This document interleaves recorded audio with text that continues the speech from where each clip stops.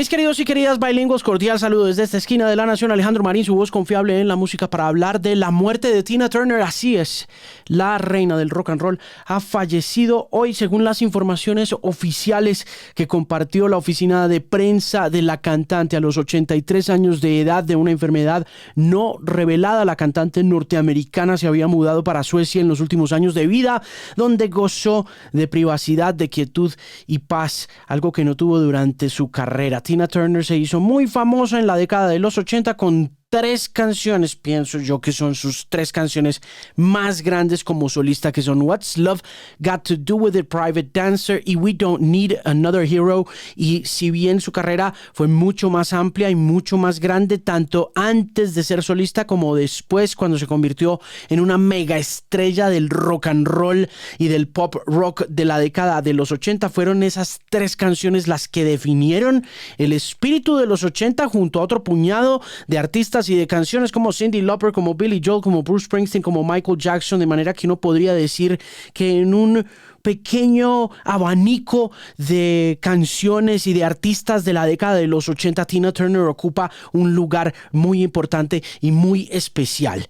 Por esas canciones, porque esas canciones lograron cruzar los océanos, lograron traspasar barreras, lograron tumbar muros idiomáticos, se convirtieron en parte esencial de la cultura pop, fueron cosas gigantescas. What's Love Got to Do With It sigue siendo una de esas canciones de amor y de desamor que causan un impacto contundente en los públicos y en las audiencias. Fue hija de MTV de alguna manera, fue un sex symbol indiscutible, una mujer negra, orgullosa y empoderada en épocas en que el empoderamiento todavía no era una discusión, no era una conversación. Una mujer que nació en Brownsville, en Tennessee, en 1939 y cuyo nombre de pila era Anna Mae Bullock, abandonada por sus papás. Su mamá la abandonó a los 10 años, se fue a vivir a St. Louis, a Missouri. Su papá a los 13 años terminó en un hogar adoptivo. Una familia de apellido Henderson la recibió en su casa, donde aprendió una serie de pequeñas labores en el hogar, como el cuidado de niños y los oficios varios, pero también le dieron la posibilidad de gozar de una educación, algo que no pudo emprender con mucho éxito. Ella dice en varias conversaciones, libros, biografías y memorias que probablemente por los vejámenes de una niñez que no fue muy feliz, a pesar de no haber sido escasa en términos de ropa, comida y techo. Tina Turner dice que sus papás, hasta que la abandonaron, la trataron relativamente bien. Sin embargo, también cuenta, dentro de todos los traumas que acompañan a Tina Turner, que su mamá no la quería mucho, que su mamá la tuvo por accidente y que por lo tanto su hija favorita siempre fue Aline. Y por el lado de su papá también dice que su papá no la quería mucho, pues de hecho la abandonaron a los 10 y los 13 años de edad. Esto produjo varias cosas en Tina Turner a nivel mental, emocional también, que están registrados históricamente en estas biografías, en estos biopics y recientemente en un documental de 2021. Una de esas cosas que más me llama la atención de Tina Turner entre los 13 y los 14 años de edad, cuando llega a esta casa de blancos en Brownsville, en Tennessee, fue este deseo de educarse, de ir al colegio. Sus papás eran recolectores, eran campesinos, habían dedicado toda su vida al campesinato y esto producía una especie de división cultural y socioeconómica que hacía que las personas que se dedicaban a ese oficio no fueran al colegio, pero Tina siempre tuvo esta idea y esta intención de ir al colegio, de educarse, de aprender a leer, de aprender a escribir, algo que sus papás no lograron. Así que de la mano de los Henderson, además de aprender cosas como modales, que para ella fueron muy importantes, aprendió a leer, aprendió a escribir, y si bien nunca fue muy brillante en el colegio, repito, por razones que ella dice que son psicológicas a propósito del abandono de sus papás, fueron esos buenos modales y esa buena educación aprendida en casa de los Hendersons, acompañada de un espíritu emprendedor y de un espíritu aguerrido lo que la llevaron a graduarse del bachillerato a la edad de los 16 años, cuando decide irse de Brownsville, Tennessee, para St. Louis, Missouri, a vivir con su mamá durante un tiempo mientras se acomoda y empieza a trabajar en algo, porque ella insistía que ella no quería ser dependiente de su mamá. Su mamá nunca la quiso, siempre fue muy insistente con ese tema. Así que cuando llega a St. Louis, Missouri, empieza a meterse en el mundo de los cabarets y de los bares, ya que su hermana Alina está emprendiendo una carrera como bartender, está trabajando en bares y clubes, y es allí donde conoce al que va a ser su tormento durante los próximos 20 años de su vida, que es el productor musical, compositor y cantante Ike Turner, quien tenía un grupo en el bar donde trabajaba su hermana Alina llamado Ike Turner's Review. Y es así entonces como en 1960 graban una primera canción, luego de haber grabado una serie de demos, de haber ensayado, por supuesto, pero la primera gran canción que logra convertirse en un éxito se llamó A Fool in Love de 1960. Y con ese éxito llegó también el terror de Ike Turner, porque esta mujer se fuera de su lado y le impidiera así cumplir el sueño de ser famoso. Así entonces, a los 20 años, Ike y Tina Turner aparecieron y comenzaron su carrera, pero también comenzaron los 16 años más difíciles de la vida entera de Tina Turner. Ike, por su parte, había terminado una relación con la mamá de sus 2 hijos, y esto hizo que Tina Turner se dedicara a criar a los hijos de Ike Turner, además de al hijo que había tenido con Raymond. Posteriormente tuvo otro hijo con Ike Turner. Turner era un músico talentoso, pero no era buen compositor, y Tina no disfrutaba mucho cantando esas canciones que él le escribía a ella cuando empezaron a hacerse famosos los dos. Entonces Ike empezó a golpearla. Luego de A Fool in Love, entonces llega el miedo, llega el terror. Esta mujer se me va a ir y me voy a quedar sin nada. Y fue en ese momento en que se complicaron muchísimo las cosas. Ahí comenzaron esas brutales golpizas, y más adelante toda serie de vejámenes y de abusos que narra con un horroroso pero franco detalle en sus memorias y en su más reciente documental de 2021. Turner prometió pagarle después de esos primeros episodios, después de esas primeras golpizas. Turner promete pagarle, pero nunca le paga. Nunca le paga, y nunca le pagó. Entre 1960, que tuvieron A Fool in Love, y 1976, que finalmente Tina Turner decide divorciarse de Ike Turner, Tina nunca vio un solo peso, ni de presentaciones, ni de grabaciones, pero Tina se mantuvo ahí, al lado.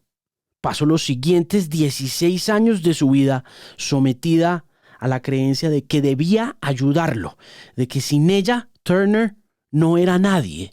Y en efecto era cierto. Ike Turner no era nadie sin Tina Turner. Es ahí donde el trauma del abandono de sus papás juega un papel importante. Porque así como ella siente que fue abandonada, Tina Turner decide no abandonar a Ike, porque siente la responsabilidad de no abandonar a nadie, así como la abandonaron a ella. Así entonces se somete a estos 16 posteriores años de brutalidad. Lo cierto es que con los ojos morados, con la violencia contra su cuerpo, con la injusticia laboral a la que se vio sujeta, Tina vio en un posible abandono de Ike, el abandono de sus padres también, y decidió quedarse. Sin embargo, intentó dejarlo varias veces, y lo cuenta en diferentes episodios. Varias veces aparecieron amenazas con todo tipo de instrumentos contundentes, como hormas para zapatos, ganchos de ropa, incluso armas de fuego. Y fue tanta la presión en cierto momento que Tina Turner intentó suicidarse, pero finalmente tomó sus maletas y se largó.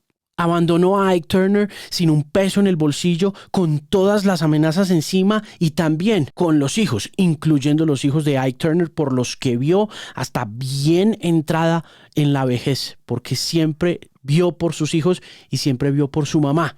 Luego de 1976 es apenas el comienzo para la carrera de Tina Turner, quien tiene que hacer todo tipo de shows en cabarets, en burdeles, en prostíbulos, en striptease clubs, en Las Vegas, en casinos, hasta que finalmente desde 1976 hasta 1984 aparece Private Dancer. Y con Private Dancer aparece What's Love Got to Do With It. Pero también va apareciendo esta actitud, esta personalidad, esta figura icónica. Pero hay algo puntual que me llama mucho la atención de la entrevista que le dio Tina Turner a Nancy Collins para la revista Rolling Stone en 1986. Ahí, at the top of her game, en la cima de la fama, con Mad Max, Thunderdome, We Don't Need Another Hero, a punto de arrancar verdaderamente la década de los 80 y tener algunas de sus canciones más importantes en el Hall de la Fama. Y es cuando Nancy Collins le dice que si después de todas estas experiencias malas con este hombre que fue Ike Turner, si siente que el convertirse en este sex symbol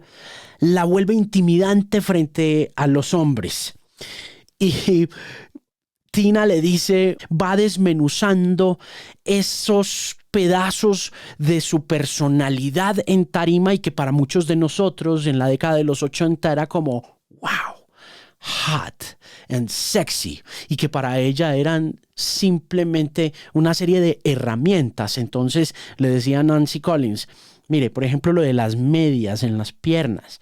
Yo me ponía las medias de malla porque las medias veladas se rompían mucho y no había plata para reemplazar las medias. Las otras me duraban más. Por otra parte, el tema de los vestidos corticos, decía ella, es que tengo el torso muy chiquito, yo soy muy bajita, entonces me veo muy chiquita en tarima, me tocaba ponerme unos tacones para verme imponente y me tocaba ponerme una faldita cortica para que las piernas se vieran, porque si no, no se veían, ¿no? Esto todo hacía parte del espectáculo que ella quería mostrar. Yo, ¿por qué me pongo atuendos de cuero? Mucha gente pensaba para atraer a los hombres. Sí, aquí le dice a Collins, mire, yo no hice nunca nada para atraer a ningún hombre. La verdad del tema del cuero fue que me di cuenta que cuando terminaba los espectáculos terminaba emparamada en sudor. Recordemos muy especialmente por allá en 1971 que una de las canciones más fuertes que tenían ellos en el repertorio era un top 10 que habían hecho los Creedence Clearwater Revival como en 1970 o 1969, que se llamaba Proud Mary. Y esta era una de las presentaciones más explosivas en la carrera de Tina Turner. Este era el momento en que usted veía a Tina Turner y usted... Y esta mujer terminaba emparamada en sudor y le decía a Collins, no me podía poner jeans, no me podía poner camisas porque se veía el sudor por todas partes. El cuero no mostraba sudor. Entonces era mucho más práctico, no se enmugrecía tanto, entonces no había que lavarlo, no había que plancharlo, se podía ir uno de gira con él en los buses, en los carros, se podía usar en el diario vivir, entonces también me ahorraba una plata, de manera que toda esa espectacularidad y esa sensualidad y sexualidad es fruto, como muchas de las otras cosas que pasaron en la carrera de Tina Turner, de un instinto de supervivencia que la hacen una de las mujeres más fuertes, grandes y talentosas que han dado los Estados Unidos. Hizo las cosas muy bien. Ese tema darwinista del que está hecho el negocio de la música es algo impresionante. Y Tina Turner es un claro ejemplo de esa valentía, de esa fuerza, de la creatividad, de ser una guerrera. Y la vamos a extrañar profundamente.